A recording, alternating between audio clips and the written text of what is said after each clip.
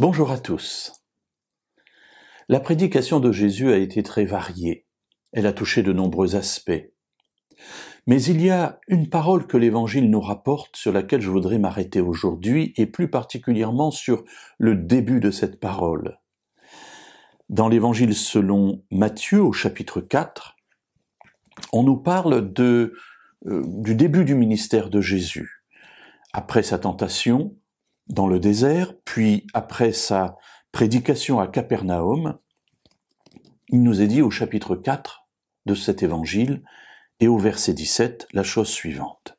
Dès lors, donc après tous ces événements, dès lors Jésus commença à prêcher et à dire. Alors voilà ce qui m'intéresse, c'est qu'est-ce qu'il a dit à ce moment-là? Comment les disciples ont résumé ce qu'il a dit?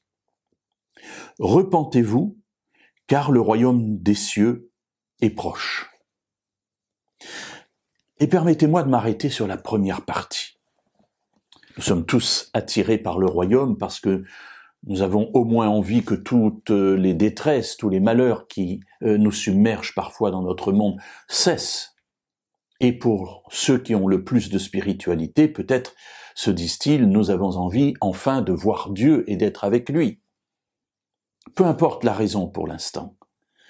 Mais avant de découvrir la vie éternelle et le royaume des cieux, il y a une étape indispensable que Jésus décrit ici. Repentez-vous. Faites teshuva, c'est-à-dire changez de conduite. Faites demi-tour. Ayez d'autres objectifs.